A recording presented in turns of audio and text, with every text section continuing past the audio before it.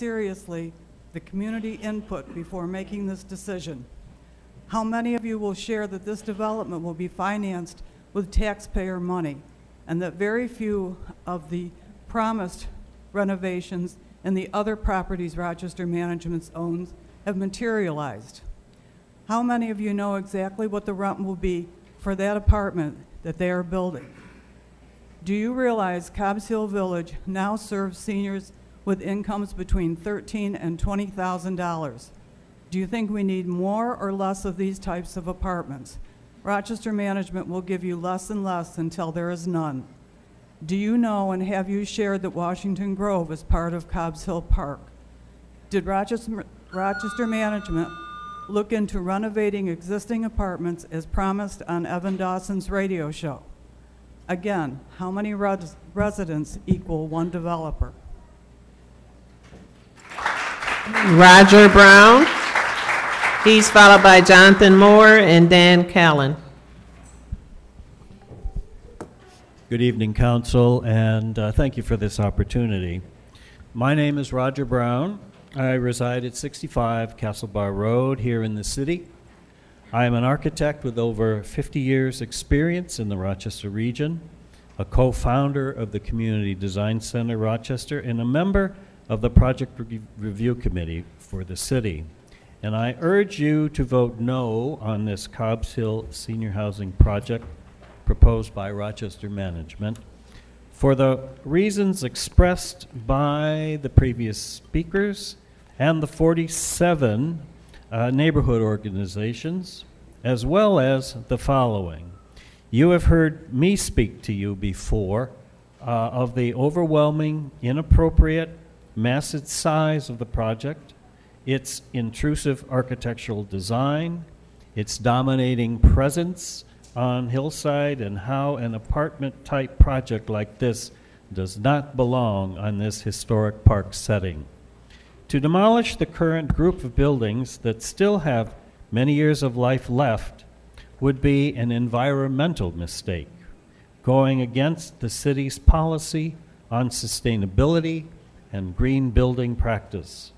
It would take only a small, creative, responsible investment to bring these existing worthy buildings up to appropriate conditions. And so please vote no on this RMI proposal. Thank you.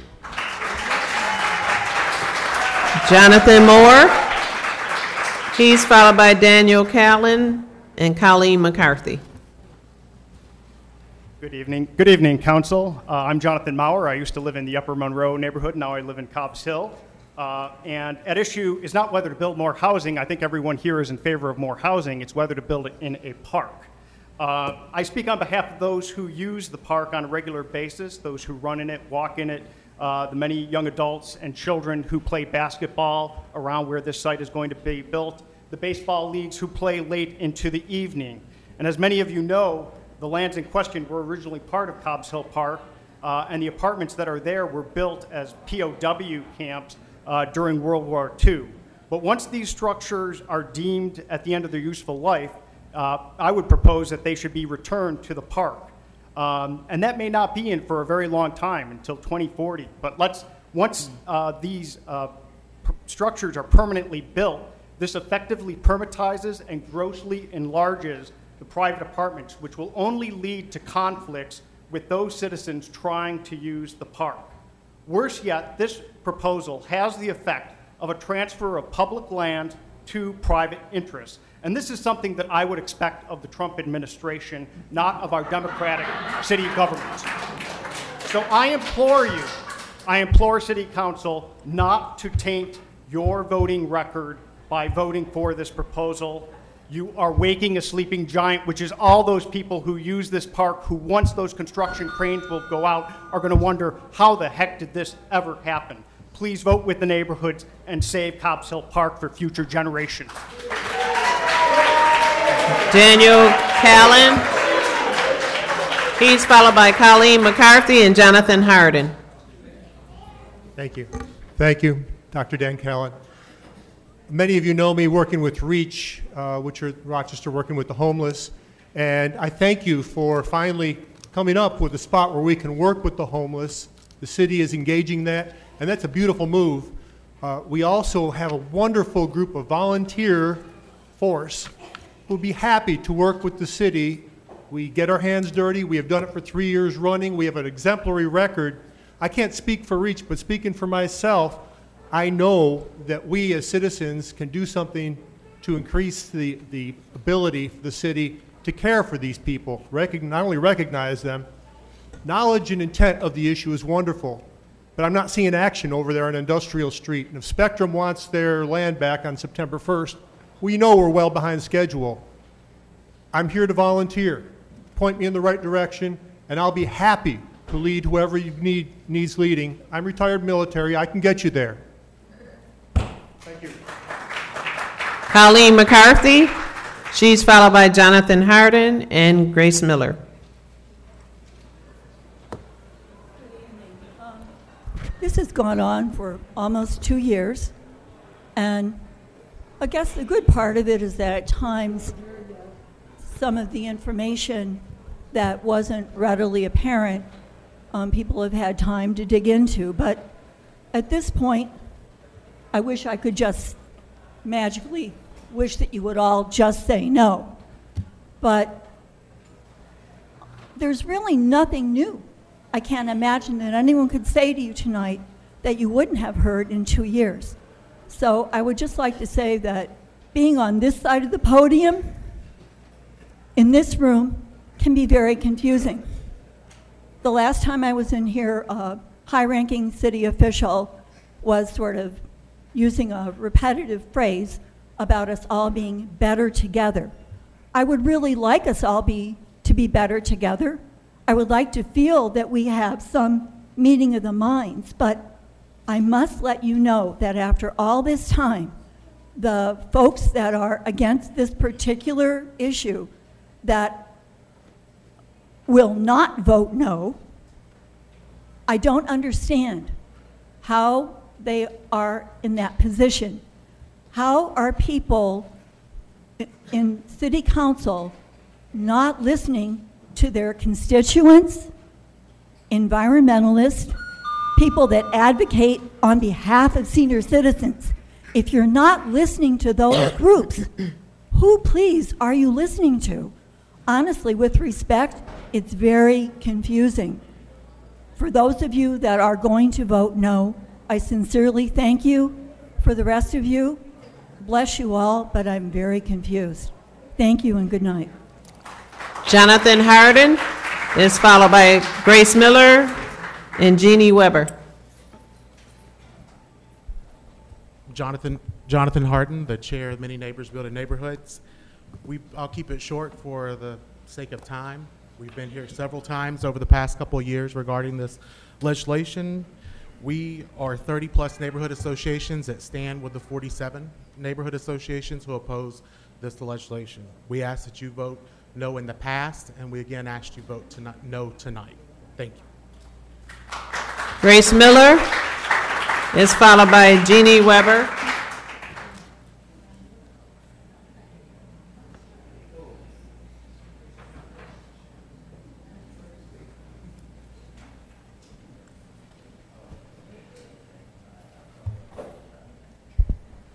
I support the residents who are presently at Cobb's Hill. They've been living there for years, and they've been living comfortably.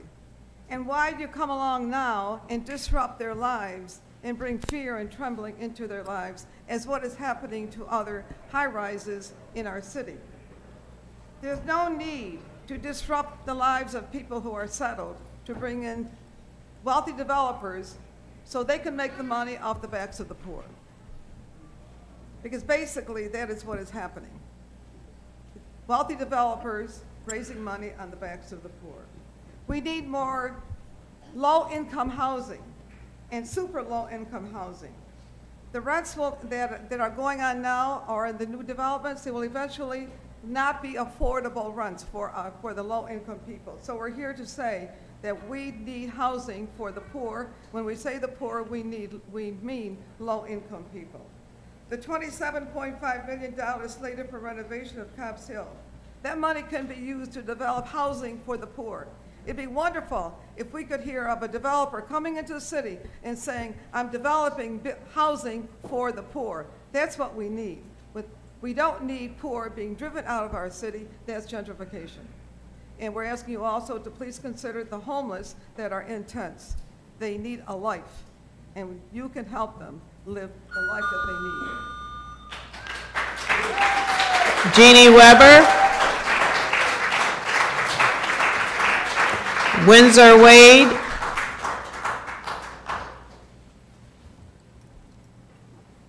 He's followed by Grace Sieberling.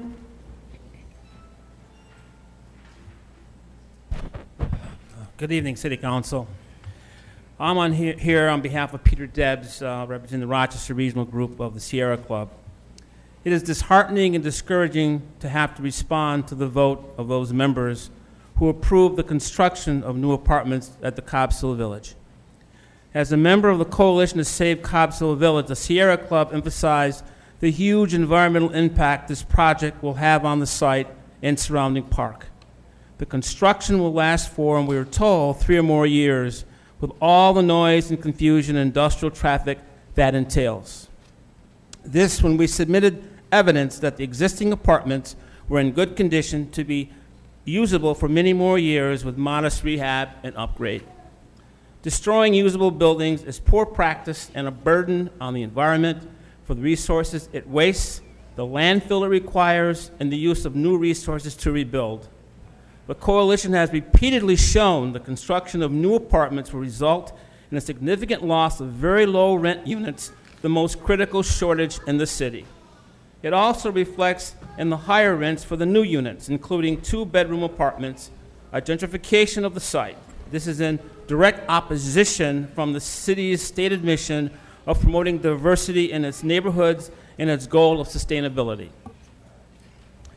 I am unable to speak to you directly tonight because this item was not on the agenda until the day of your work session last Thursday, so that I had planned a Sierra Club board meeting this evening. This last-minute tactic seems to be a strategy to make it difficult for the public to respond and prepare to city council meetings.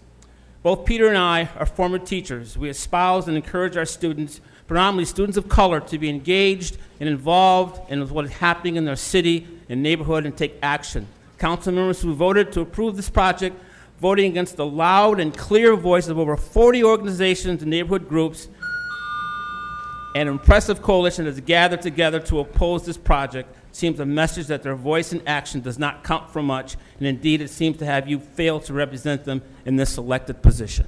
Thank you. Ms. Sieberling is followed by Jesse North. I'm Grace Sieberling. I live in the Monroe Village neighborhood and enjoy Cobbs Hill Park. I feel the proposed Cobbs Hill Village project should be defeated. It would create an increased and continuing presence of housing in a well-loved public park where it does not belong. It would eliminate many very low-rent apartments for low-income seniors. Most of all, I feel that decisions about urban housing policy should not be driven by developers. The Community Design Center lecture series provides an excellent resource for people interested in city planning. I have been inspired by speakers who have participated in successful urban design and have been involved in the revival of blighted areas. One of the messages I have taken away is that the process is important. Decisions should involve city planners who engage residents and experts in the field from the beginning. Developers and financial institutions should take part in the conversation, but as participants. They should not drive the decisions. Cities that have made dramatic changes give planners resources and power. Decisions about housing for seniors should be part of a larger urban planning policy, taking into account the needs of this population, but also attending to the overall needs of the community and the urban fabric. Smart planning has enabled a number of cities to dramatically improve their economic health and to work toward healing social ills. I urge you to vote against this project and to work for a better urban planning process. Jesse North.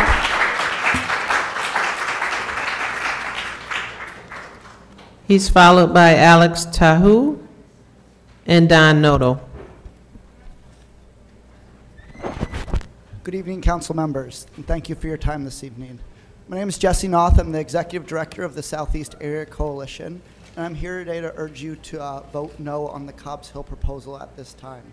In April, SEEK submitted a letter stating our objections to the project, which included the number of affordable units, the size and scope of the project, and the appropriateness of housing in our parks. While the number of affordable units has changed since that letter, we do still believe that voting no at this time is appropriate, given and give the community a longer time to give feedback on the current proposal. Thank you again for your time. Mr. Tahu is followed by Don Noto and Elizabeth McGriff.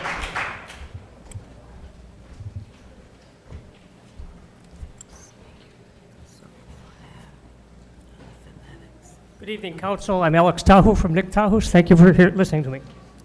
The city wants to move an unsightly tent encampment.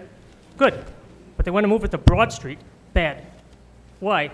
One reason, most tourists that enter the city come in by 104 or 490, get off at that exit, or get on at that. Is this the first and the last thing that we want them to see? Last night there was a small meeting in this building, and originally I thought it shouldn't be there, it should be somewhere else. But then after meeting a guy named Nick Kohlberg was out here, I realized that maybe it's not the right idea. He said that they made the current encampment, reduced it from 20 to 2 people. So does it make sense to spend money for this project when perhaps money should be spent to help people like Nick, a nice name, by the way, to find adequate living arrangements to address the problem? Openly offering spaces like this could actually increase the number of people who decide to live in this style of life. I don't believe the city is or should be a campground. No bathrooms on the site plan made me ask the question as to if they were part of the plan. Answer was no. Some of the alleged tenants did not want them. Based on a health viewpoint, that makes no sense at all to allow someone who might decide to camp the right to decide whether or not there's bathrooms or sanitation seems ludicrous. Drive by South Avenue encampment on a hot day and you'll see if you enjoy the aroma. Specific to me, people will be less cleanly based on the fact that there's no sanitary facilities. They have to use restrooms. We're the closest one to the site. If you've ever walked past an unwashed person, you know what it smells like. Currently, our customers complain. Our comment is it's better than having them use the street. An increase in the number of unclean people in our restaurant, especially during peak hours, will most likely reduce customer count, with social media probably become a ripe topic. We might close forever. If panhandling, which already a problem, increases, that won't help us. In the early 70s, I also remember a train crashed off the tracks, 54 cars landed right where the encampment's going to be. I just want to say thank you for listening to me. I like the council. You do a great job. You have a hard job. Keep continuing the good work. Don Noto is followed by Elizabeth McGriff and James Murphy.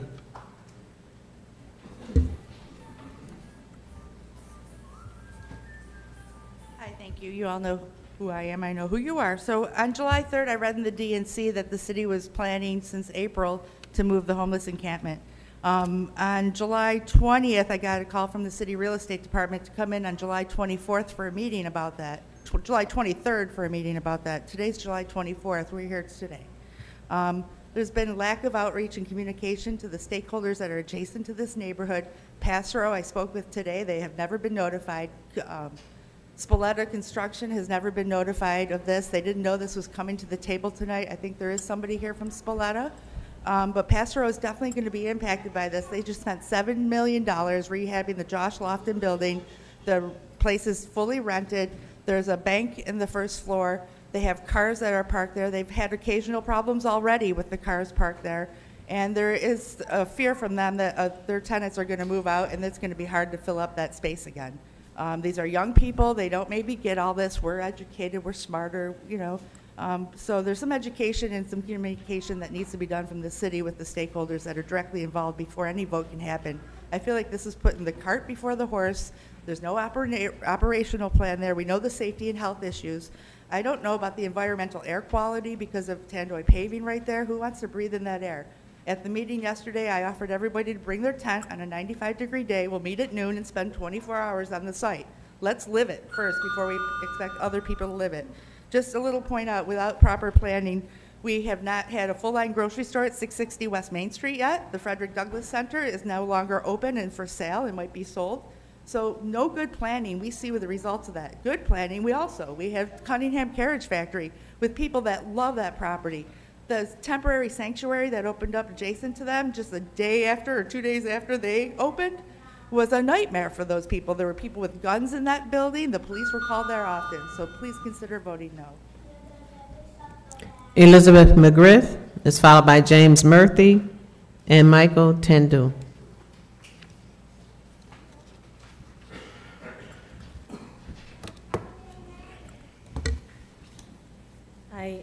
I'm in support of keeping Cobb's Hill as it is without making any changes. If they need to develop, then they should develop another apartment and leave the apartments that are there. The 40 units, the 60 units that are already there, what they propose is to leave people, some of our elderly, homeless, and I think that's a crime. Because I work with the Homeless Union, the City Roots Community Land Trust, and we should preserve land. And if we have 40 units that are already livable, that people can thrive in, and that are affordable, we should leave it alone. And that's what I hope your vote is. Thank you. James Murphy. He's followed by Michael Tendoy and Joe DeFiore. Good evening. My name is James Murphy. I'm a Catholic worker at St. Joseph's House of Hospitality.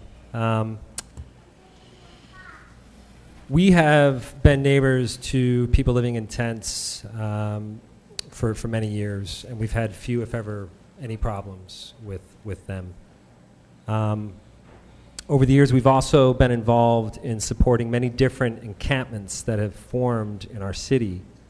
Many of you may recall the Amtrak, the Susan B. Anthony Douglas encampment, and now the one located on Spectrum's property. All of these encampments have eventually been cleared out, and no process has ever gone smoothly. I don't think anyone walks away from these conflicts feeling good about our community and about the people that are living there. I don't think the police feel good about it. The city officials, advocates, homeless advocates, property owners, I think everyone feels a sense of loss. With every mass eviction from the tents, people who live there, they lose everything that they have, the few possessions that they have. And they have to start over. It's very demoralizing and it's inhumane. St. Joe's would rather see people living indoors. But we've also operated an emergency shelter for close to 40 years. So we know that there are a small number of people who want to live outdoors, and we support that. It's time that we end this cat and mouse game of tent cities in our city and sanction a safe and secure place where people can go without fear or threat of being evicted. I think as leaders, St. Joe's House of Mercy, we have over 109 years together working on poverty, working with the poor. And we believe that as lead entities, we have the ability to do this Mr. properly. Murphy, your time we is know up. that we'll have the support of the community. Thank you very much. Michael Tendoy.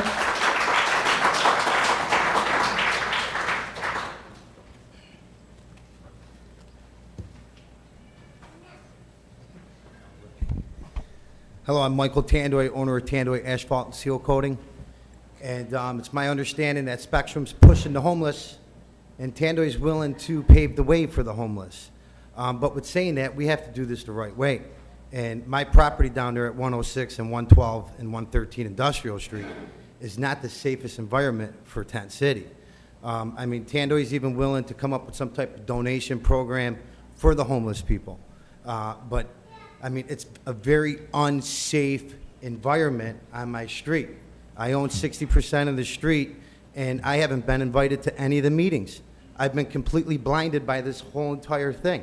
And I'm saying to myself, this is my retirement nest down here. This is where we employ over 20 employees in the city of Rochester. And, you know, to think that we could have a possibility of having a tent city down there, I mean, it raises a lot of concerns. And I have not been invited to one meeting in regards to this entire process.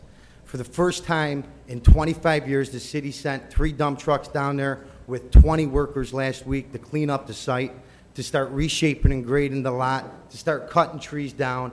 So it's like city versus city. So we know that if the city wants it, the city might get it, you know? And we're willing to work with this, but it's got to be done right. You know, I've got guys that are coming into my shop 24 hours a day. You know, I mean, we got Frontier Field right next door to us. So, I mean, we've got contaminated, it's dust and dirt and asphalt. And, you know, at 3 o'clock in the morning, we're snowplowing for the city of Rochester. What if somebody doesn't make it back to their tent and we drop a snowplow blade and we push the guy up into a snow curb and he's there for the next 3 months until it defrosts? You know, so there's a lot of safety concerns with this site. Are we against it? Not 100%. Do we think it's the safest place for them? Absolutely not. Are we willing to work with the city if the city's willing to work with us? 100%. Introduce me to who I need to be introduced to so that we can come up with a good plan for the city of Rochester. Thank you. Joe DeFiore. And this is baby Gigi. He's followed by Ryan Acuff. Should have brought my kids with me. Thanks for hearing me, guys. I'm Joe DeFiore. I'm with the City Roots Community Land Trust. I'm here to speak in favor of the proposed transfer of 97 Industrial Street to the land bank. I understand the concerns that have been expressed. I don't think people are alone in feeling those concerns, but what I'm asking council to do is to transfer that parcel to the land bank in order to buy the time that is necessary to alleviate those concerns, right? I think we all recognize that we do need to bring people to the table, such as the gentleman who just spoke, the neighborhood association representatives, to make sure that we have the proper providers in place. But as I understand it, there is a timeline that's been set forth by Spectrum. The current encampment is on private land. They do need to be moved. This is currently a game of whack-a-mole, right? We all recognize that we're pushing these people to one place, then to the next place. It's going to keep on going. You all heard the mayor the other day give a very eloquent summary and impassionate case for why we need to go this route, right? I have to give City Hall credit for really taking on a progressive stance, right? This idea of making a permanent place where providers can know that that's where they can go to service those who are chronically homeless, right? There's a case to be made for that.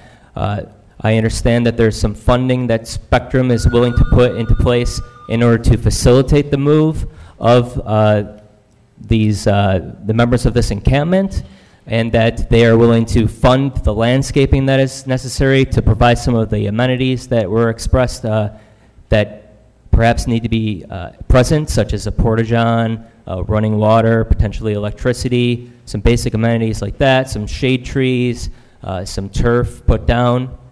So give it time, transfer to the land bank, and allow it to be worked out, as I know it will be. Thank you. Ryan Acuff. Marianne Pistecki.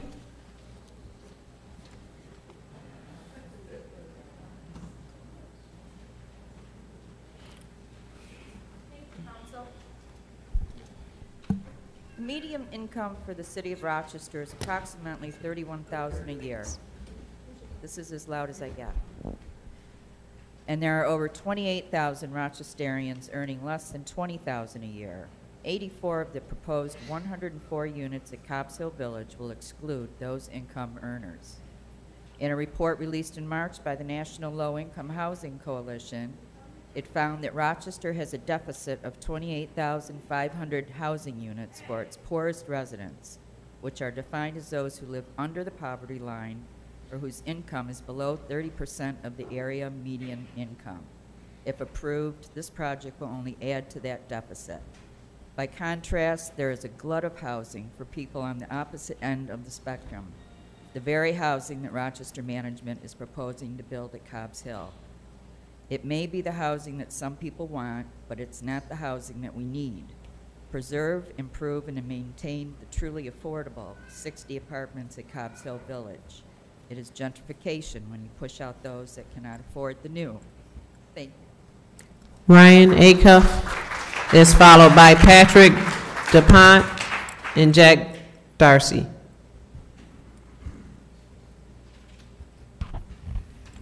Good evening. Good evening, members of City Council.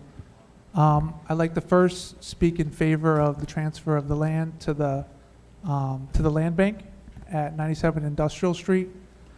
Even though this problem has been going on a very long time, it is frustrating how quickly things are moving, but I think all things considered, I support the residents there, and the residents that are currently living there are living with major existential threats, major anxieties about what's going to happen today, tomorrow.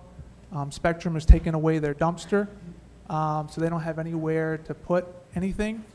And like I said, even though it is frustrating how fast things are moving, I think what we need to do is to make this successful, emulate best practices from other cities. And a lot of us will be a part of that solution. But really, I think what we need is deep solutions that actually end homelessness. I think one of the principal ways to do that is through a massive expansion of truly affordable housing at 30% AMI. And that's why it's very important that if Rochester management does not have a proposal that preserves all of the housing at Cobb's Hill Village for the duration of the existence of it, support the extension of the reverter clause to extend the agreement. But if that does not preserve all 60 levels of affordability at 30 and 50 AMI, then it needs to be sent back to the committee, or it needs to be voted no, because this crisis is so deep. Many of the residents at the tent city are eligible for housing at Cobb's Hill Village. They're seniors in desperate need of housing. So unless we are preserving the truly affordable housing that we have about at 30 AMI, 50 AMI, and doing a massive expansion, the problem will only get worse. We'll be chasing our tails with homelessness, and we need to address the solutions. Thank you. Patrick DuPont. And he's followed by Jack Darcy.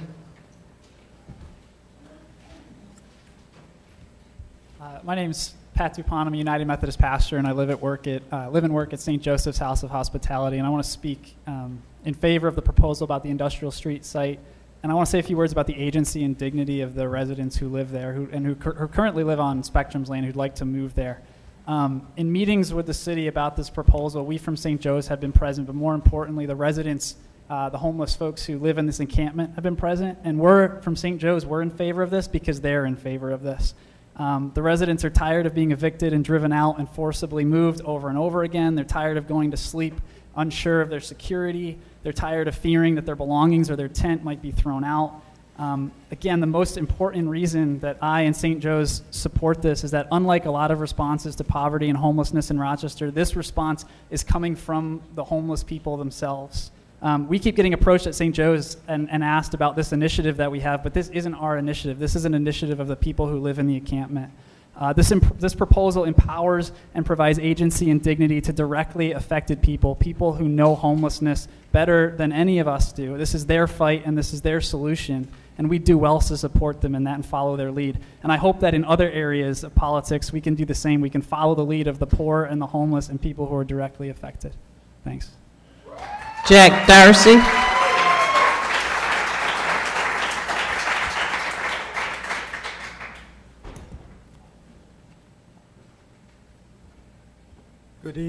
Good evening.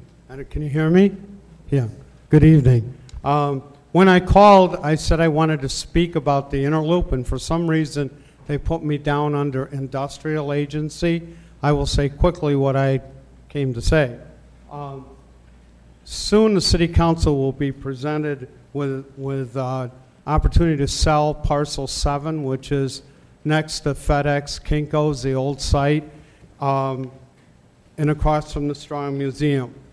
I'm president of the Wadsworth Square Neighborhood Association. Our neighborhood adjoins this property. We're very concerned what happens here. We understand the economic development has recommended this sale occur for commercial development, and that there'll be a large residential, probably about 100 apartments, and commercial usage going in there. We're concerned about the size of the building. It's supposed to be, I think, about 5 stories tall, which is huge. We're concerned about parking problems already in a very stressed area of Monroe Avenue. One big concern we have also is this. When the Strong Museum expanded in the inner loop, they invited the neighborhood people to come in. They sought input, they sought discussion, and they were receptive to changes. We've heard nothing from these developers. We're very concerned about this. We asked City Council to take no action on this until the neighborhood has met with the developers and had an opportunity for input. Since this is the end of July, we ask that any kind of action by City Council be held no sooner than September on this, so we can have input and we can get responses. Thank you very much.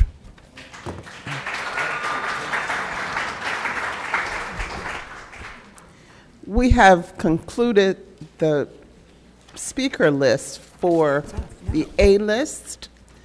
We will now, we'll take a brief recess and we'll commence with the full council meeting. For those who are on the B list, you may either speak at the conclusion of tonight's council meeting or be placed at the beginning of next month's meeting. So with that, we'll take a break.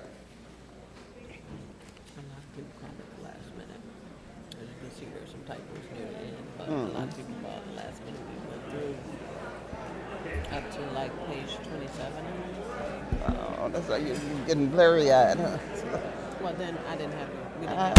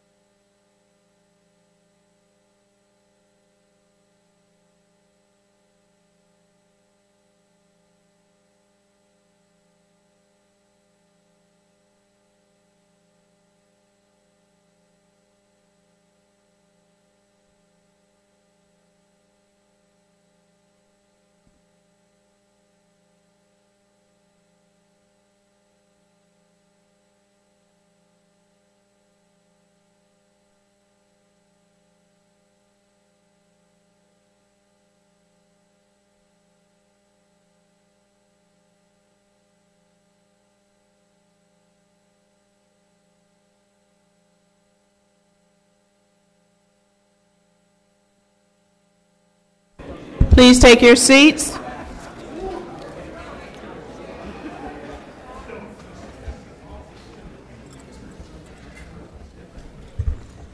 Good evening and welcome to this meeting of the Rochester City Council. The meeting will come to order and the clerk will call the roll. Councilmember Clifford. Here. Councilmember Evans. Present. Councilmember Gruber. Here. Councilmember Lightfoot. Present, ma'am. Councilmember Ortiz. Councilmember Patterson. Councilmember Spall. Here. Vice President McFadden. Here. President Scott. Here. I'd like to ask council to stand for a moment of silence.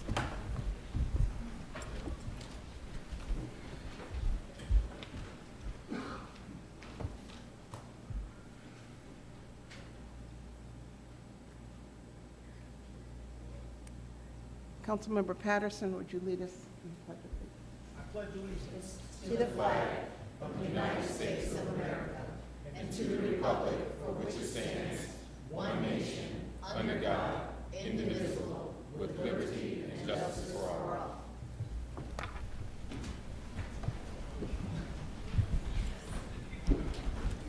We'll now move to retirement recognition ceremonies.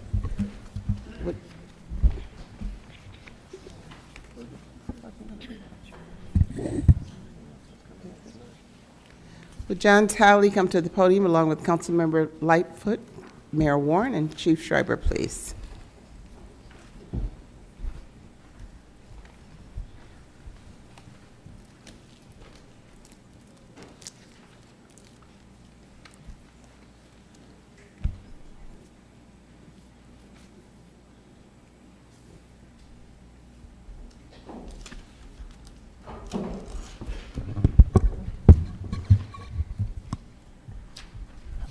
We salute Captain John Talley for his 38 years and 7 months of outstanding service to the citizens of Rochester.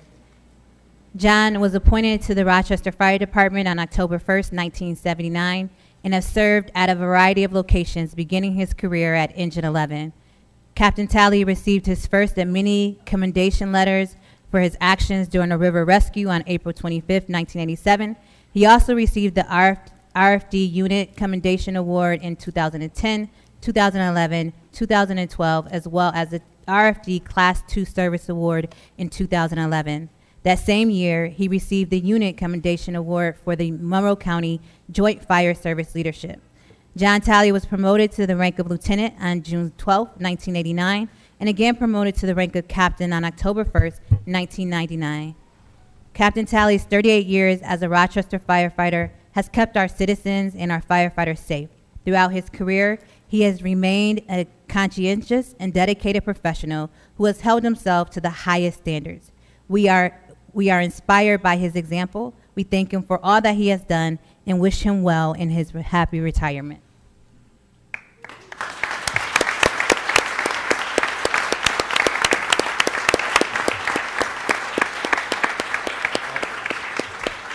I'll be quick because I know it's been a long evening. When the chief's office called me and he asked would I like to receive my certificate of retirement at City Hall from the mayor, they said I didn't have to. They said they'd be willing to mail it to me, but I really wanted to be here because I wanted to thank the mayor, I wanted the deputy mayor, I wanted to thank all the members of City Council.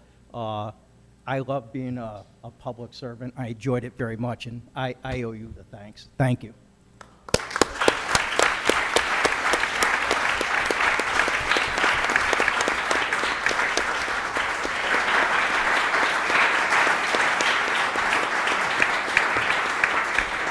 Thank you for your service to the city and the citizens of Rochester. We have a special recognition. I'd like to ask Councilmember Evans and Mayor Warren to go to the podium and for Jay Sims to join them.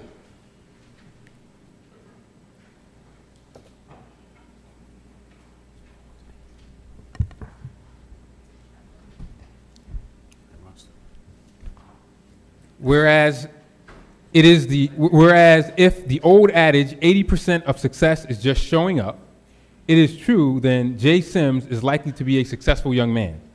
Few know more about showing up than Jay Sims. He boasts a perfect attendance record for his entire academic career, from his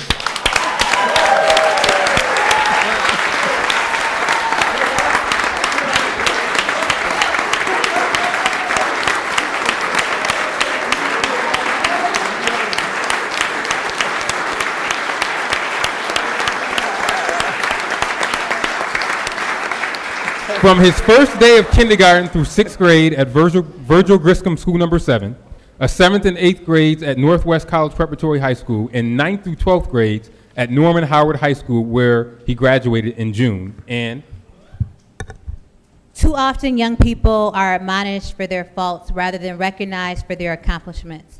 Jay has answered the call to educate himself with gusto. He is an inspiration to students in our community, showing that hard work, dedication, and determination pays off. And Jay has excelled both inside and outside the classroom. He had an A average throughout all of his junior and senior years, all while maintaining a busy schedule of extracurricular activities. Jay spent 4 years in drama club where he performed in The Wizard of Oz, Shrek, and Beauty and the Beast. He is also a member of the Charles Riley Tutorial Program at FCII Inc., where he has performed around Rochester, educating community on Black history. It's quite literally difficult to keep up with Jay, as he is an accomplished long-distance runner and holds a 2-year record for his school's Pacer Challenge. In addition to running, Jay is also a committed member of the YMCA. Jay Sims is a remarkable young man who has brought tremendous pride to his family and his city. A single year of perfect attendance is worthy of celebration, but an entire educational career with perfect attendance is an incredible accomplishment. Now, therefore, we, Mayor Lovely A. Warren, Council President Loretta C. Scott, Vice President Adam C. McFadden, Council Members Elaine M. Spall, Jacqueline Ortiz, Michael A. Patterson, Molly Clifford, Malik D. Evans, Mitch Gruber, and Willie J. Lightfoot do hereby proclaim July 24th, 2018 to be a time to celebrate Jay Sims. We wish you well.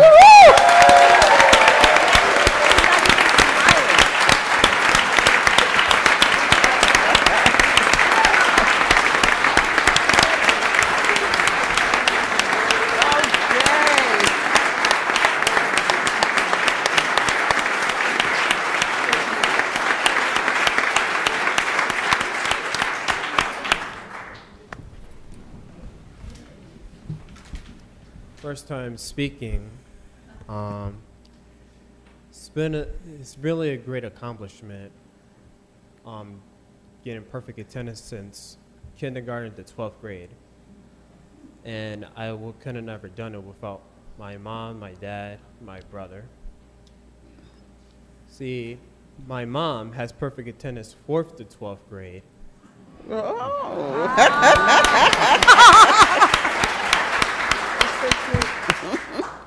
And my dad has never missed a day of work. So I see how I didn't miss a day of school since kindergarten.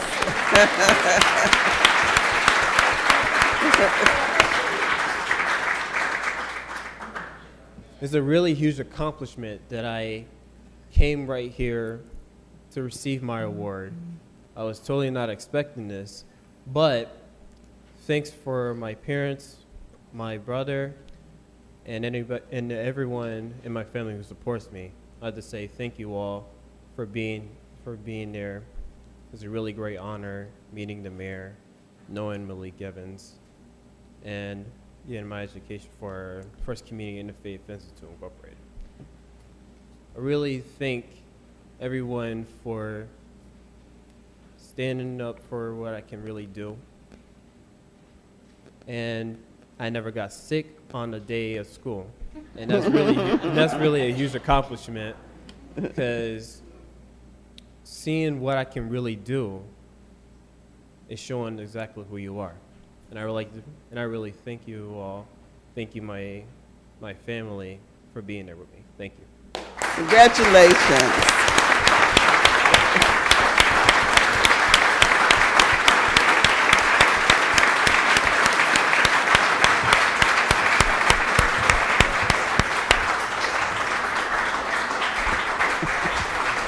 Congratulations to Jay and his proud parents and his brother, of course. Next, we have the approval of the minutes by Councilmember Lightfoot.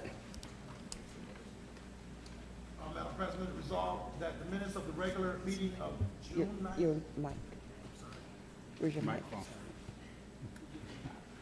Sorry about that. Madam President, resolve that the minutes of the regular meeting of June 19th, 2018 be approved as published in the official sheets of the proceedings. All in favor, please say aye. Aye. Aye. Any opposed, say nay. Motion carries 9-0. The following documents are hereby directed to be received and filed. The mayor submits the following: quarterly report, MBD loans and grants, public auction information, date of auction September 27, 2018. The council submits disclosure of interest forms from Councilmember Ortiz on introductory number 253 and introductory number 284, and from Councilmember Spall on introductory number 279. Thank you. It's time for the presentation of reference of petitions and any other communications. Are there any petitions? No? Hearing none, we'll move now to the reports of standing committees and action thereon. Vice President McFadden, the Finance Committee report, please. Madam President, members of the council, the Finance Committee recommends for adoption the following entitled legislation. Introductory item number 248, authorizing an agreement for implementation of the Rochester Police Department Narcotics Special Investigation Case Management System. Introductory item number 249, amending the municipal code with respect to consumer protection. Introductory item number 250, authorizing an agreement for compliance field inspection services. Introductory item number 251, authorizing professional services agreement for real estate title services. Introductory item number 252, authorizing an agreement with the New York Museum of Transportation. Introductory item number 281, resolution approving an appointment to the Board of Ethics. Introductory item number 282, authorizing an agreement and appropriation for the City Accelerator 2018 grant program. And introductory item number 283, authorizing an agreement to support the Workday payroll personnel system. This report was respectfully submitted by Councilmember Molly Clifford, Councilmember Malik Evans, Councilmember Michael Patterson, Council President Loretta Scott, and myself, Council Vice President Adam McFadden. Thank you, Vice President McFadden. That report will be received, filed, and published, and will proceed with the vote. Introductory number 248, legislation for a case management system for RPD. All in favor, please say aye. Aye. All opposed, say nay. Motion carries 9-0. Introductory number 249, legislation to amend the municipal code with respect to consumer protection. All in favor, please say aye. Aye. All opposed, say nay. Motion carries 9-0. President Scott, Yeah. may I say a word? Oh, I'm sorry, go ahead. Just wanted to thank my colleagues on council for supporting that, and for Mayor Warren for allowing me to co-sponsor this. I've seen homophobia far too often, very prevalent in this community as well as others. I appreciate Rowan Collins for coming and speaking out earlier, Scotty Gannett for being here, who really helped to shape some of the thinking around this. And it's a great show of what we believe in treating everyone equally with a proposal like this. Thanks, everyone, for passing it. Thank you. Introductory number 250, legislation for an agreement with Rochester Research Associates, LLC. All in favor, please say aye. Aye. All opposed, say nay. Motion carries 9-0. Introductory number 251, legislation for an agreement with Independent Title Agency. All in favor, please say aye. Aye. All opposed, say nay. Motion carries 9-0. Introductory number 252, legislation for an agreement with the New York Museum of Transportation. All in favor, please say aye. Aye. All opposed, say nay. Motion carries 9-0. Introductory number 281, a resolution for an appointment to the Board of Ethics. All in favor, please say aye. Aye. All opposed, say nay. Motion carries 9-0. Introductory number 282, legislation for a grant agreement with Living Cities, Inc. All in favor, please say aye. Aye. All opposed, say nay. Motion carries 9-0. Introductory number 283, legislation for an agreement with Collaborative Solutions, LLC. All in favor, please say aye. Aye. All opposed, say nay. Motion carries 9-0. Councilmember Patterson, the Neighborhood and Business Development Committee report, please. The Neighborhood and Business Development Committee recommends for adoption the following entitled legislation. Introductory number 253, authorizing the sale of real estate. Introductory number 254, authorizing a lease agreement for space located at 923-925 Genesee Street. Introductory number 255, authorizing a mandatory lease agreement for the Port Terminal Building. Introductory number 256, authorizing a lease agreement for UGI Energy Services, LLC. Introductory number 257, authorizing agreements for appraisal and real estate-related services.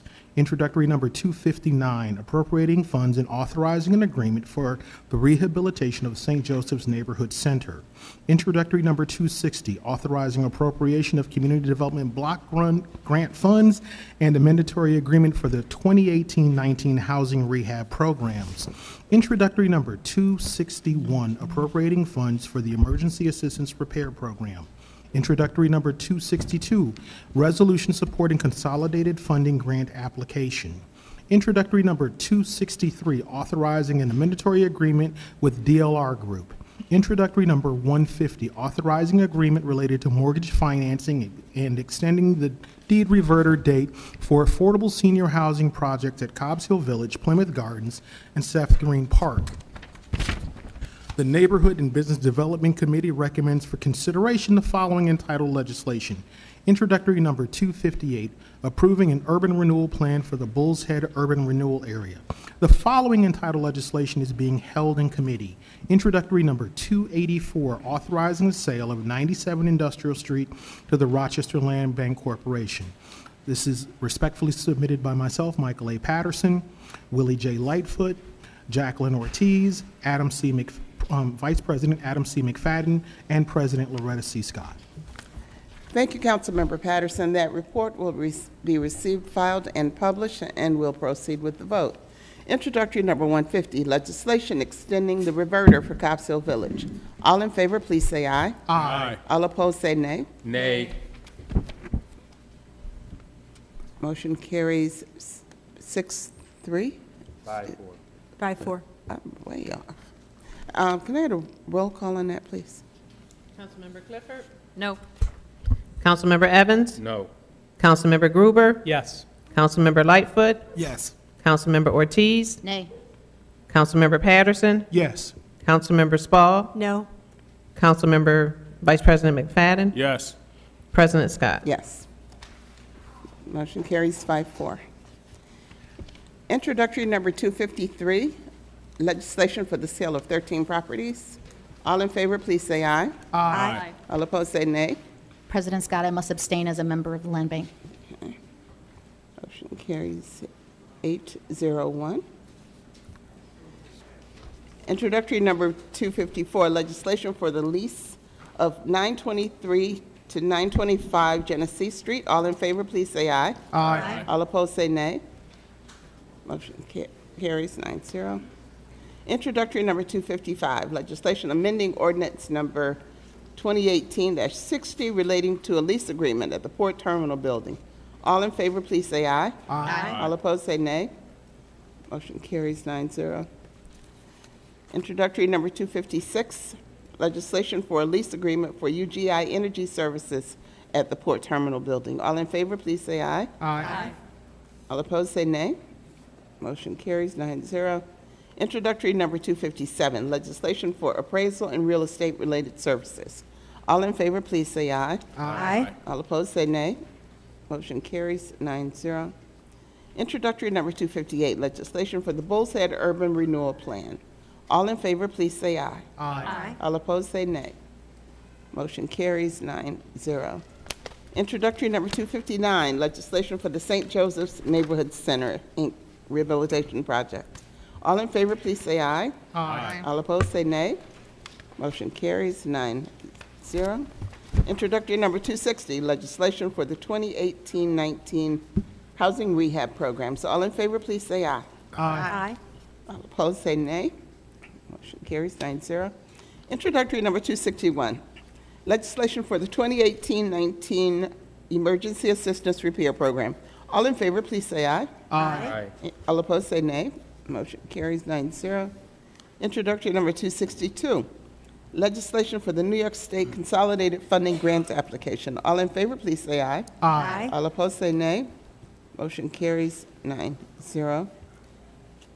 Introductory number 263, legislation for an amendatory agreement with the DLR Group. All in favor, please say aye. Aye. All opposed, say nay.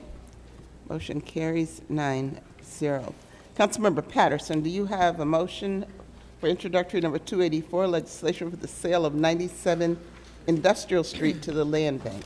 Yes, I would like to make a motion to discharge introductory number 284 from committee. Is there a second? Second. All in favor of discharging number 284 from committee, please say aye. Aye. All opposed, say nay. Nay. President Scott, I must abstain as a member of the Land Bank Board. Okay, carries 7-1-1.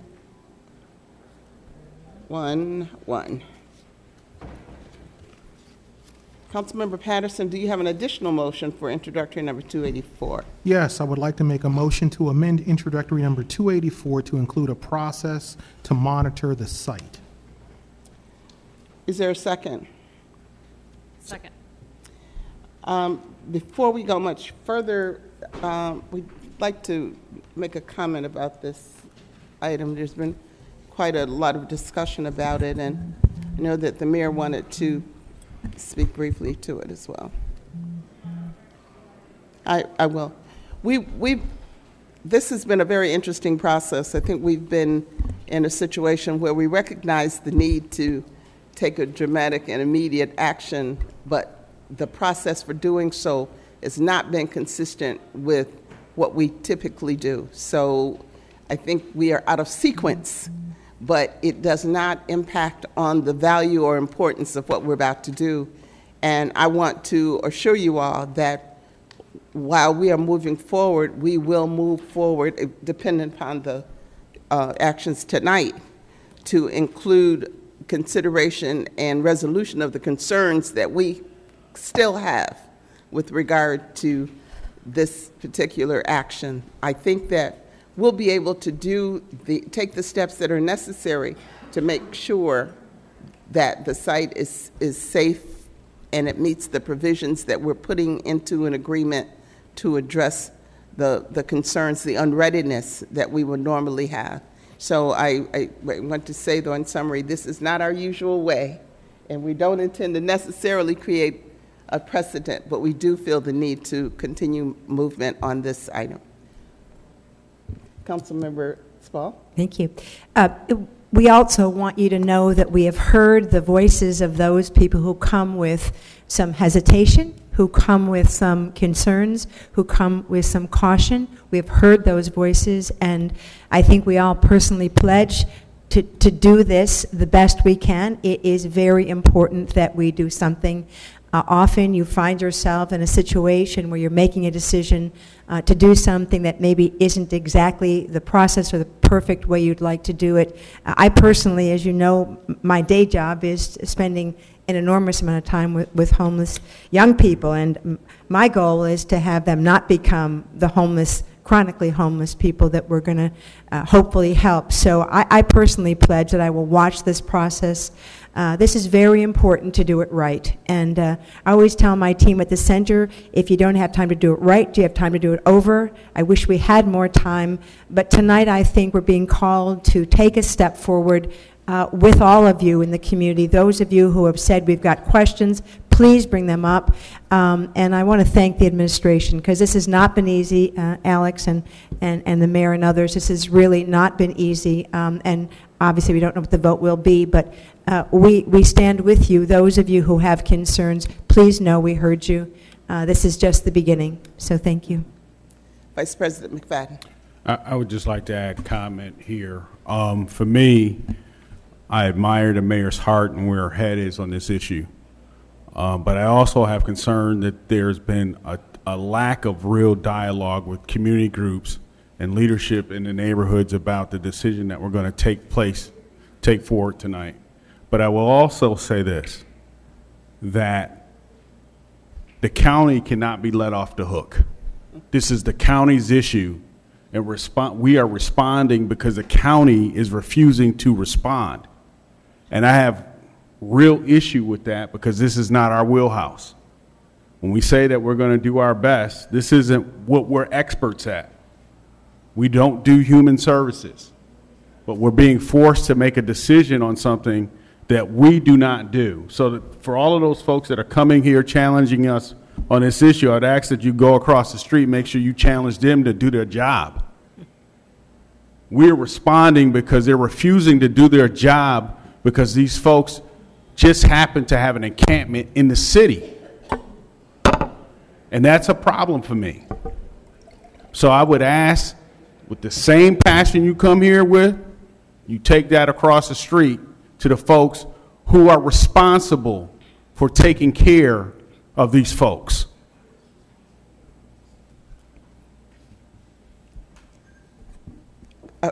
Councilmember Lightfoot. Thank you, Madam President. I agree with my colleague, Vice President McFadden. It's on, just pull it down. As someone who has spent 10 years in the county legislature. For some reason, there we go. All right. For someone, myself, who has spent 10 years in the county government, on the Human Service Committee I sat, and on the Public Safety Committee, we've had this issue come before us several times. And we never did anything about it because the county didn't want to deal with it. So I commend the mayor and the council, whichever direction we're taking tonight. Hopefully we'll take the right direction because homeless people that we're dealing with now, they're just going to go somewhere else. And we're going to keep pushing this issue around this city. So we need to deal with it. I think that this is a good step in the direction. I agree with my colleague that there should definitely be strong advocacy and accountability to the county to do better when it's concerning this issue. However, it's at our doorstep now, and I'm grateful that we're willing to move this forward and to be able to meet the needs of people that don't want to live in traditional housing. So again, I agree with my colleague that this should definitely be on the steps of the county, but it happens to be on our step, and I commend the mayor for taking a progressive step forward. Councilmember Gruber. Thank you, President Scott. I want to thank everyone who came out to speak about this issue tonight, and I want to thank the folks who have stepped up and said they're willing to help with this. But this is a key moment to start thinking about collaboration. Obviously, we have some great partners in the room, but we have other partners who said in the last hour that they'd be happy to be at the table, and we need to make sure they're there. This is an issue for the nonprofit sector, for the homeless services sector to coalesce around, and I just encourage everyone to spend the next month doing so. Councilman. There is a tremendous amount of work that still needs to be done on this issue in the Neighborhood and Business Development Committee, but also with the Neighborhood and Business Development. It is my hope that we will begin that process tomorrow morning. There is additional legislation that needs to be created and adopted to support this, and I am confident that we will be able to get that work done by our next meeting. If there are no additional comments, we'll call the vote.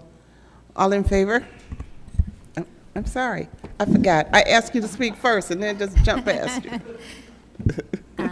First, I don't know where council stands on this matter, but I want you to know that, growing up, I grew up on Jefferson Avenue, at my grandparents' house, and my grandparents lived on Jefferson Avenue, and when we were growing up, there were people that passed us by that were homeless, that were in need. And, when we attempted to laugh at them or to ridicule them, my grandmother would look at us and say, that's somebody else's child.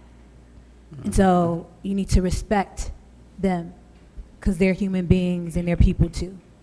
And so today I'm asking this council to move forward because the people that we are serving is somebody else's child.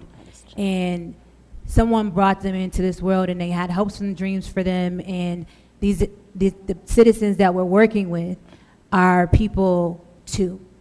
They deserve our respect. They deserve our love. They deserve a place that they can call home in the way that they wish to call it home.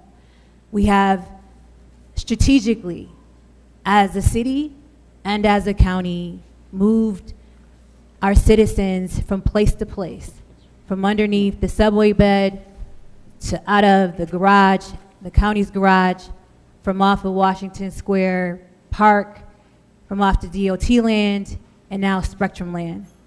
What I'm asking the city council to do is to allow this land to go to the land bank so that we can work with our not-for-profit partners to develop a plan, a strategic plan that will work to benefit these citizens that deserve our respect and deserve to be able to live the way in which they choose to live. Our first option, of course, would be to provide housing, to want them to live in traditional, what we consider to be traditional housing.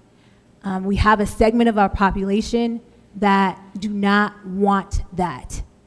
I'm asking council to respect their wishes, to allow this administration to work with you, to work with our not-for-profit organizations, to work with these citizens to develop a plan that will allow them a space where they can live the way in which they choose to live without being ushered around every few years. This is not a situation that's going to go away. It is a situation that this community has been dealing with for a number of years, and we have turned a blind eye to it. It is time that we saw this situation, that we looked at it, and we dealt with it head on. And that's what we're asking for us to do today. And I am asking council to allow this to go forward. I'm committing to you that we will work with our not-for-profit providers, we will work with the residents, we will work with the neighborhood association to develop a plan that we all may not agree with, but will be better and that we can all live with. And that's what we're committed to doing. Thank you, Mayor. Now we'll proceed to vote on the amendment. All in favor of amending introductory number 284, please say aye. Aye. All opposed, say nay. Motion carries. President, I must abstain. Motion carries 711.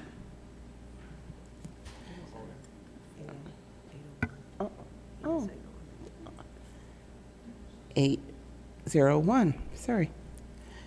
Now let's vote. Thank you. Now let's vote on introductory number 284 as amended. Legislation for the sale of 97 Industrial Street to the Land Bank. All in favor, please say aye. Aye. All opposed, say nay. President, I must abstain once more. Motion carries 801. Councilmember Evans, the Parks and Public Works Committee report, please.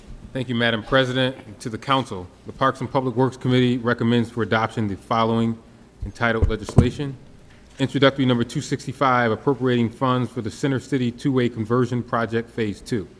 Introductory number 266, a bond ordinance of the City of Rochester, New York, authorizing the issuance of $327,000 in bonds of said city to finance the acquisition of equipment and installation of street lighting, upgrades of a portion of 87 streets related to the citywide arterial streets lighting upgrades project.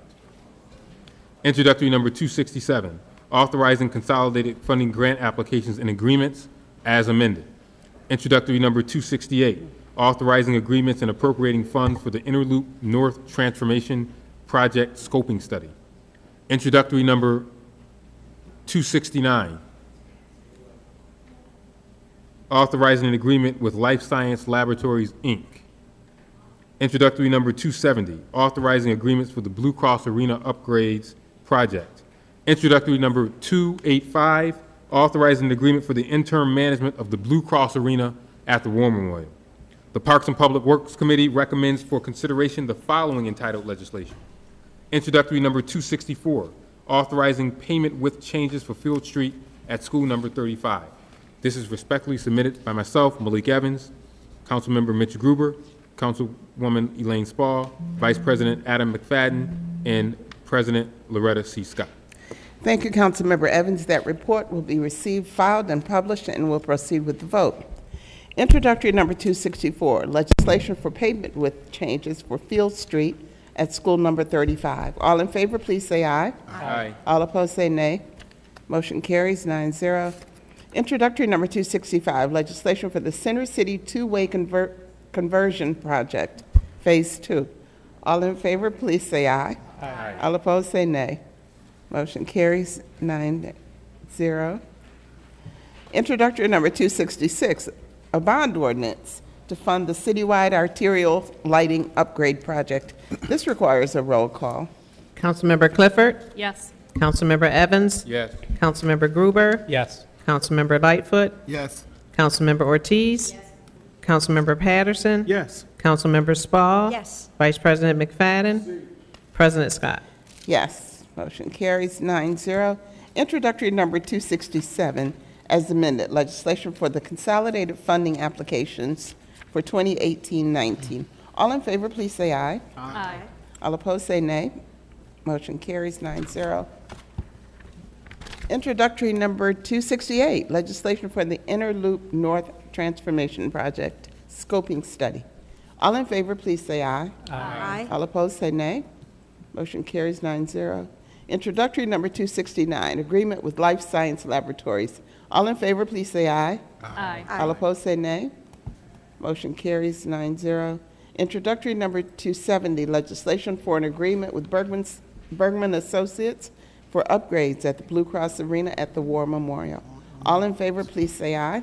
Aye. All opposed, say nay. Motion carries 9-0. Introductory number 285, legislation for an agreement with Pagula Sports Entertainment for management at the Blue Cross Arena at the War Memorial. All in favor, please say aye. Aye. All opposed, say nay. Motion carries 9-0. Councilmember Lightfoot, the Public Safety, Youth, and Recreation Committee report, please. Madam President, to the honorable members of council, the Public Safety, Youth, and Recreation Committee recommends for adoption the following entitled legislation. Introduction number 271, bond ordinance of the City of Rochester, New York, authorizing the issuance of 2,222,000 bonds of said city to finance costs of the replacement of one ladder truck at the Hudson Avenue Firehouse, one engine pumper at the Emerson Street Firehouse, and one engine pumper at the Wisconsin Street Firehouse. Introduction number 272, appropriating funds for the smoke detector installation program. Introduction number 273, appropriating funds and authorizing an agreement to implement the rock music program. Introduction number 274, authorizing an agreement for a bomb squad initiative grant. Introductory number 275, appropriating funds and amending the 2018-19 Police Department budget for the operation of the Greater Rochester Area Narcotics Enforcement Team Program. Introductory number 276, determination and findings related to the acquisition of the property for the Campbell R. Center Gateway Improvement Project. Introduction number 279, authorizing agreement from the Gun Involved Violence Elimination Initiative. Introductory number 280, authorizing agreement related to support of AmeriCorps Vista program. The Public Safety, Youth, and Recreation Committee recommends for consideration the following entitled legislation. Introductory number 277, authorizing the acquisition by negotiation condemnation of properties for the Campbell R. Center Gateway Improvement Project. Respectfully submitted by Council Member Mitch Gruber, Council Member Jacqueline Ortiz, Vice President Adam C. McFadden, myself, Willie J. Lightfoot, and President Loretta C. Scott. Thank you, Councilmember Lightfoot. That report will be received, filed, and published, and we'll proceed with the vote. Introductory number 271 is a bond ordinance to fund fire apparatus purchases. This requires a roll call. Councilmember Clifford? Yes. Councilmember Evans? Yes. Councilmember Gruber? Yes. Councilmember Lightfoot? Yes. Councilmember Ortiz? Yes. Councilmember Patterson? Yes. Councilmember Spall? Yes. Vice President McFadden? Yes. President Scott? Yes. Motion carries 9-0. Introductory number 272, legislation for the smoke and carbon monoxide detector installation program. All in favor, please say aye. Aye. All opposed, say nay. Motion carries 9-0. Introductory number 273, legislation for an agreement with the Hochstein School of Music. All in favor, please say aye. Aye. All opposed, say nay. Motion carries 9-0. Introductory number 274, legislation for the 2017 Bomb Squad Initiative Grant. All in favor, please say aye. Aye. All opposed, say nay. Motion carries 9-0. Introductory number 275, legislation for the Granite Program. All in favor, please say aye. Aye. All opposed, say nay. Motion carries 9-0. Introductory number 276, legislation for the Campbell Arts Center Gateway Improvement Project. All in favor, please say aye. Aye. All opposed, say nay. Motion carries 9-0. Introductory number 277, legislation for the acquisition by negotiation or condemnation of properties for Campbell Arts Center Gateway Improvement Project. All in favor, please say aye. Aye. All opposed, say nay. Motion carries 9-0. Introductory number 270, legislation for the GIVE initiative. All in favor, please say aye. Aye. All opposed, say nay. 279. What did I say? 270. I meant 279. All in favor, please say aye. Aye. All opposed, say nay. Motion carries 9-0. Introductory number 280, legislation for the Rochester Youth Year Program. All in favor, please say aye. Aye. All opposed, say nay. Motion carries 9-0. I will now give the report of the Committee of the Whole. The Committee of the Whole is holding introductory number 278, a resolution confirming the appointment of the Director of Finance, and I will be asking for a motion to discharge this item momentarily. This report is respectfully submitted by Council members Molly Clifford, Malik D. Evans, Mitch Gruber, Willie J. Lightfoot, Jacqueline Ortiz, Michael A. Patterson, Elaine M. Spall, Vice President Adam C. McFadden, and myself, Council President Loretta C. Scott. The report will be received, filed, and published. I'd like to make a motion to discharge introductory number 278 from committee. Is there a second? Second. All in favor of discharging introductory number 278, please say aye. Aye. All opposed, say nay. The motion carries 9-0.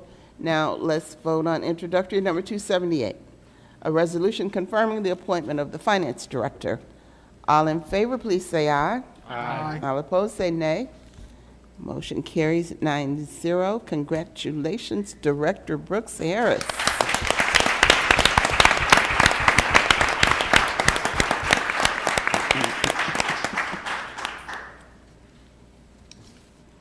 Is there any miscellaneous business to come before the City Council?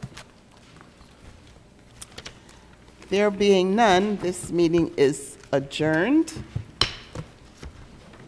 And we will entertain any speakers remaining from our earlier Speak to Council session from the B list. Selena Boyd.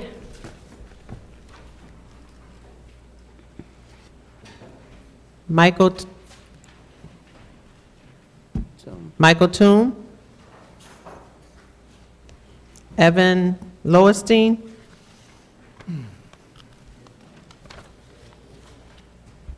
A.J. Derwin.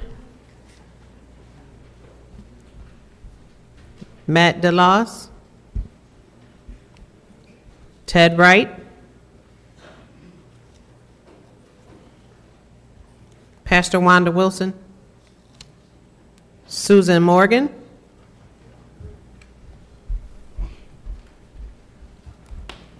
Kind of just put stars next to the ones that would like to speak. You don't have to call everybody else.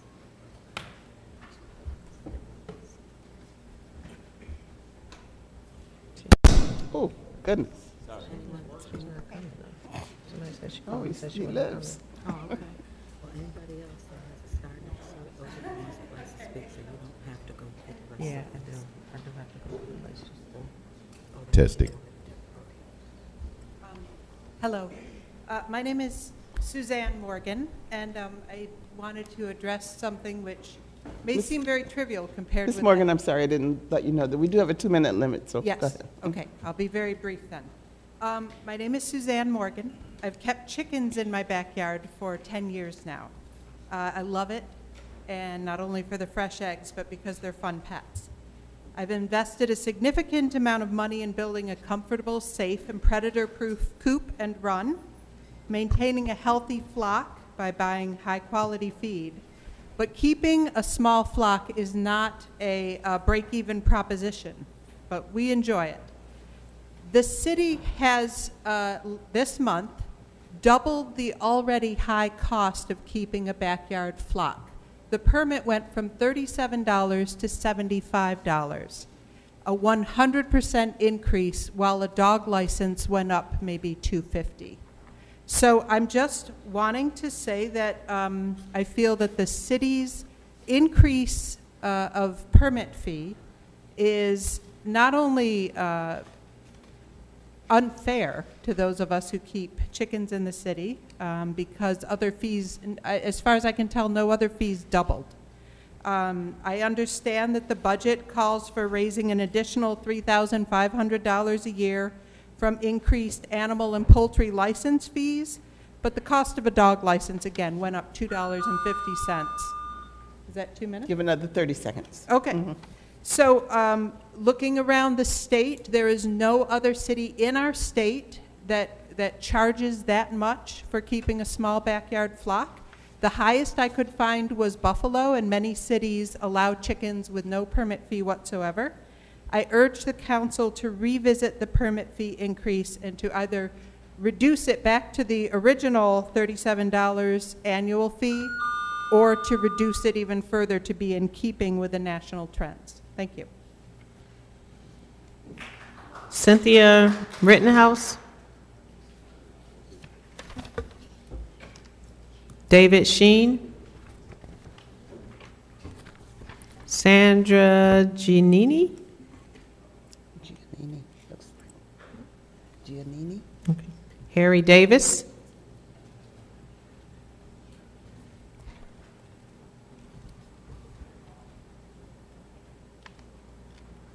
Hello, my name's Harry Davis. I live at 294 Meg Street, and I'm asking you to please tonight enforce your city code violation laws. On January 4th, I was almost overcome by carbon monoxide poisoning in my apartment because the landlord has refused to keep the temperature at 60 to 68 degrees. On March 23rd, the city codes came in and they inspected my apartment and they put it down as 60 degrees. They told my landlord, Andrew Tickle, that he had to put a new furnace in. 2 days later, the city code made an unannounced visit. They showed up in my apartment in the afternoon after my gas oven had been burning all night and all day and electric space heaters were on. And they said, well, it's 70 degrees in here, case closed. You got to enforce the violations. I gave you all a packet right here. And what my landlord is now doing is retaliation, and he's not renewing my lease, which is up at the end of September, because I'm trying to make him put a new furnace in. This has been going on for 6 years with the previous landlord. They refused to pay for the heat. What else can I say? I was almost killed, like I say, on January 4th, carbon monoxide poisoning, because the gas oven, every winter, for 6 winters, every day, the gas oven has to be burning and the electric space heaters are on. My lease specifies that it's the landlord who's responsible for providing the heat, not me. Andrew Tickle has refused to cover these heating costs, and he forced me to bring the level of city code up. The heat level violation has never been corrected. I'm just asking you to go to city code and make sure that the landlord is providing the heat that he's legally obligated to, and the legal issue of retaliation of kicking me out is dealt with, because I'm going to be homeless October 1st because I don't have any money to move. Thank you.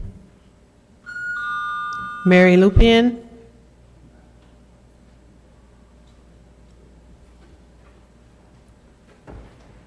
Good evening, Council. I came to talk about police accountability, and I will, but I first want to thank the 4 council members that voted against the Cobbs Hill project. Molly Clifford, Malik Evans, Jack Ortiz, and Elaine Spall. I really appreciate that you did that, and I'm disappointed that the rest of you did not vote that way. I think that this project is not about affordable housing. It's about getting more market rate apartments. 15 years later, you know, the current residents get a good deal, but not so much after they're gone. And I'm disappointed that that happened. For police accountability, I urge you to make sure that when, and hopefully when, you pass police accountability, that it includes disciplinary power, because if it does not, then I don't believe that it's worth it. So please keep that in mind when voting for the Police Accountability Board proposal that will come before you hopefully soon. Thank you. Donald Martell. Bonnie Canaan.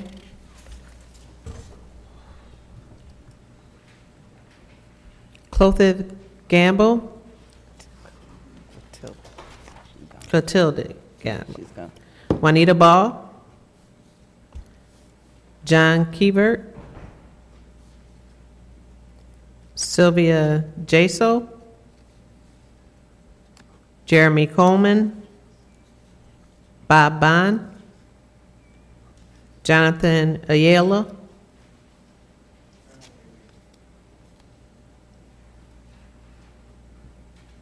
I'm here to speak for the Police Accountability Board. We have seen